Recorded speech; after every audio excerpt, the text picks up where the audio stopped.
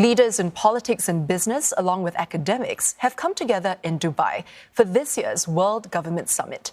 They're talking about everything from global trade to the transition to net zero emissions. And joining us live now is one of the attendees. Jeffrey Sachs serves as Director of the Center for Sustainable Development at Columbia University. Professor Sachs, thank you so much for joining us today. Well, as the world emerges from the pandemic and also amid the fallout from the war in Ukraine, what is your outlook when it comes to the global economic growth as well as inflation for the next few years? And what can policymakers do to navigate these choppy waters, especially here in Asia? I think the waters are going to remain choppy for the foreseeable future.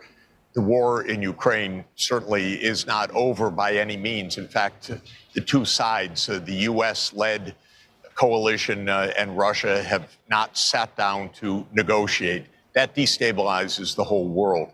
Similarly, the U.S. and China tensions, of course, are high and still rising. So I think we're living in a period when geopolitics really dominates the global economy. And as long as geopolitics is as fraught with division as it is right now, it's hard to believe that we're going to have any kind of smooth sailing economically. And speaking of which, let's move a little into your forecast for the trajectory of world politics. Now, as we approach 1 year since Russia's invasion of Ukraine, can we see an end to the conflict in the near future, or is it likely to escalate, in your view? What are the current options that are still available to resolve it? Well, negotiations could end this because the terms on which the war could end are pretty clear. Ukraine would be neutral. NATO would acknowledge it's not enlarging, which is one of the main causes of this war. Crimea would remain in Russia's hands, and Russia would withdraw from Ukraine because there would be a kind of political settlement or armistice. The fact of the matter is, however, neither the U.S.-led coalition nor Russia right now are talking with each other. The U.S. basically ruled out negotiations a year ago. Big mistake in my view, but it ruled out negotiations. It said Ukraine will win on the battlefield. I think that's unlikely, very frankly. But it means that the two sides are not talking right now. If they did, the whole world would breathe a sigh of relief, but they're not talking right now. What can be done to resolve it then? What options are still available? Are there key players, countries, organizations that can move this along to resolution? I think that the countries that are not party to the conflict, big powers like India, which is the presidency of the G20 this year, like Brazil, the major power of Latin America, where President Lula has said to both sides, this war has to stop. This is where I think action could happen. If it's just NATO versus Russia, they're going to continue to escalate, causing extraordinary harm in Ukraine and damage to the whole world and great threat to the whole world. But if major powers on the outside, India, Indonesia, Brazil, China, others, that have relations with both sides, with Russia and with the West, say, stop the war because this is hurting everybody, first and foremost, Ukraine. This could make a big difference. So I'm looking for the voices of those countries not directly engaged. We've heard from the U.S., we've heard from the U.K., we've heard from the EU, we've heard from Russia, we've heard from Ukraine.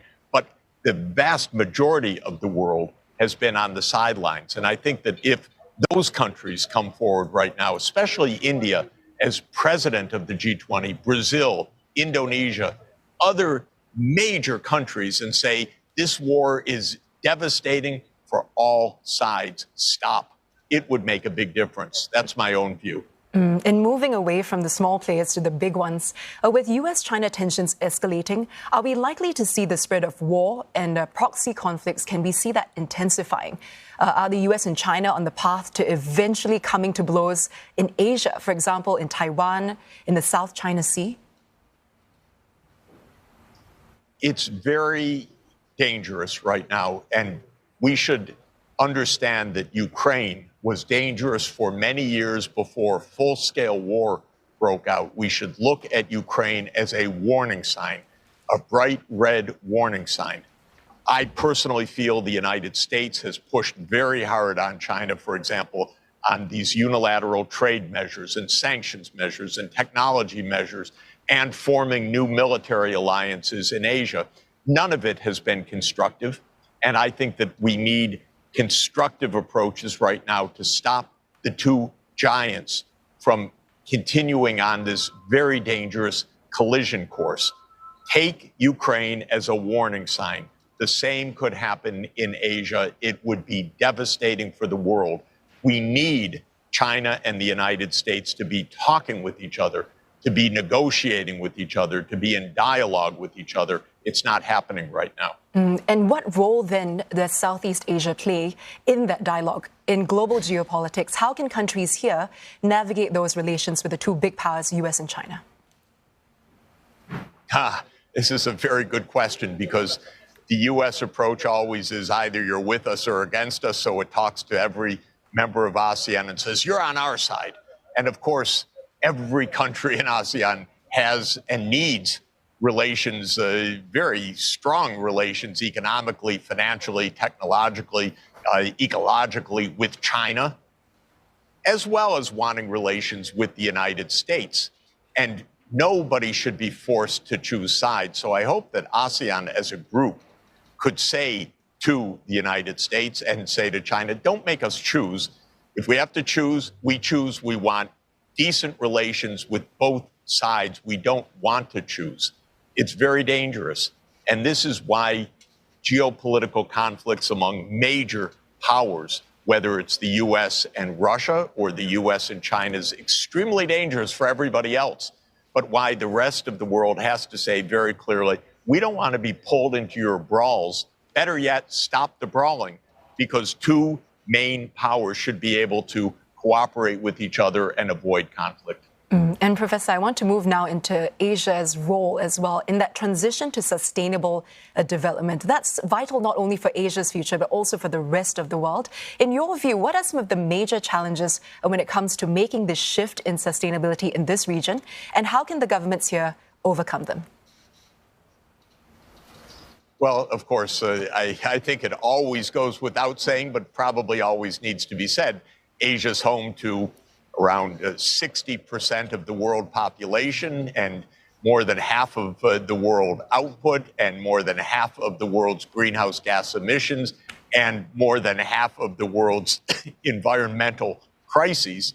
So the future of the world, of course, is the future of Asia, and what Asia does is going to shape the entire 21st century fundamentally. And Asia needs to do two basic things. First, to cooperate within Asia rather than having these tensions, because everything that needs to be done, whether it is decarbonizing the energy system, protecting the rainforests of Southeast Asia, protecting the food supplies for more than half the world's population, is a cooperative venture. This is the first point. The second point is Asia needs to create the financing institutions and the practical plans to actually get done what needs to be done, which is transform our energy systems from fossil fuel based, and Asia is a completely fossil fuel based part of the world economy, to green energy.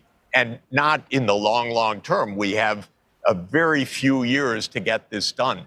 Fortunately, the Asian economies have tremendous capacity when they put their minds to it and when they cooperate with each other. Who had the fastest economic transformation in world history? China. China can do a great deal cooperatively. Which country is the fastest growing large economy in the world? It's India. So if India and China cooperate, if ASEAN is part of that cooperation, if groups like RCEP, the Regional Comprehensive Economic Partnership, which means ASEAN plus China, Japan, Korea, Australia, New Zealand work together, these problems can be solved.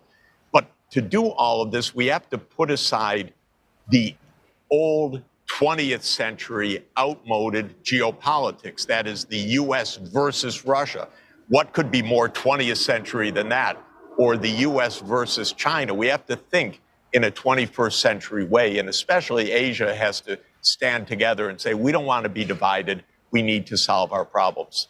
Some thought-provoking insights there. Thank you for sharing your views with us, Professor. That was Jeffrey Sachs, who's director of the Center for Sustainable Development at Columbia University. And he's joining us from the World Government Summit in Dubai.